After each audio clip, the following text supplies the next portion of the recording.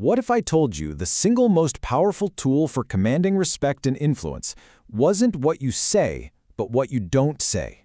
Today, we're diving into strategic silence. And look, this isn't about just being quiet. It's about learning to use silence to project authority before you even say a single word. You know what I'm talking about, right? That person who walks into a meeting and just, boom, the whole vibe changes. Everyone's attention just snaps to them.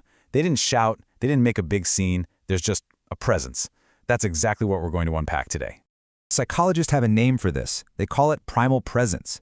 And it taps into something really deep in our brains, something from our evolutionary past.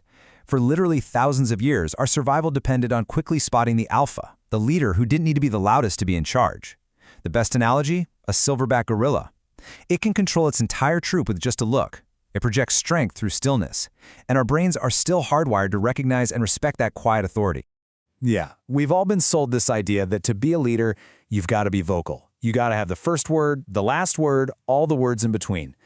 But psychology tells a totally different story. In almost any conversation, the person who is most comfortable with silence, well, they're usually the one holding all the cards. So how do we actually build this kind of presence for ourselves? Where do we even start? Well, it all begins with the first, and maybe the most important secret. You have to master the art of the non-reaction. Okay, let's play this out. Imagine someone makes a kind of snarky, passive-aggressive comment at your expense. What's the knee-jerk reaction? You get defensive, right? You jump in, you start over-explaining yourself, you're basically dancing to their tune. But what if you did something else? What if you just took a simple, observant pause? You just stay grounded. In that moment, you break this unspoken social rule that says you have to respond immediately. And this is why it's so powerful. When you refuse to react, you instantly take away the emotional leverage they were counting on using against you. Your silence becomes this void that they now have to deal with. It forces them to sit with what they just said. And just like that, the entire power dynamic flips. It's all in your favor now. So building on that idea, let's get into our second secret. This is all about how to turn a simple pause from something that feels like uncertainty into a powerful signal of intelligence and authority. I'm talking about the strategic power pause. You know, we have this impulse to answer questions instantly because we think it makes us look smart. But the research actually suggests the complete opposite. Next time you get a tough question, try this. First, just listen. Really listen. Don't immediately start planning your response. Step 2, and this is key, take a visible pause, just for a second or two. This non-verbally tells the other person, hey, that was a good question and it deserves some thought. And then third, deliver your answer. That little pause makes your words land with so much more weight. You seem more credible, more thoughtful, and way more authoritative.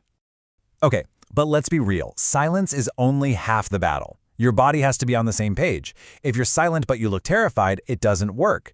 So let's get into our third secret, commanding a room with your nonverbal cues. Okay, this is so fascinating. Researchers make a distinction between two kinds of social power. First, you've got prestige. That's respect you've earned. To signal that, you might tilt your head just slightly up and offer a warm, symmetrical smile. But then there's dominance, which you might need to signal in a conflict. To do that, you tilt your head slightly down and drop the smile. But notice the one thing they both have in common: an expansive posture, taking up space. It's primal stuff, and it sends a very clear message. So we have the non-reaction, the power pause, the body language. All of these things bring us to one final overarching rule that really ties it all together. It's the simple philosophy that makes all of these other techniques actually work. And this quote from Robert Greene just nails it. Powerful people understand this instinctively. The more you talk, the more you risk diluting your own presence. You increase the odds of saying something you shouldn't, of tripping over your own words. Being concise, maybe even a little vague, it makes you seem more powerful, more in control of the situation.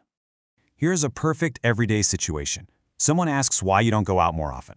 The first response is this long, rambling justification, right? You're basically seeking their approval. But look at the second response.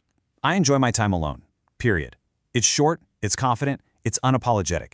It doesn't ask for permission or approval. It completely owns the space. And funny enough, it makes the other person reflect on their question, not on your answer. And I really need to be clear about this. None of this is about being a jerk or a bully or trying to intimidate people just for the fun of it. That's not the point. This is all about self-mastery. It's about becoming so comfortable and so confident in who you are that you just don't feel that frantic need to fill every single silence with noise to prove you belong. So, I've got a simple challenge for you, something you can try literally today. The very next time you're in a conversation and someone asks you a question, I want you to try that power pause. Just silently, in your head, count to 3 before you give your answer.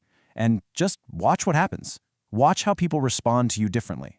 Because at the end of the day, you're always communicating something, whether you're speaking or not. Your silence is sending a message. So the only real question left is, what do you want your silence to say about you?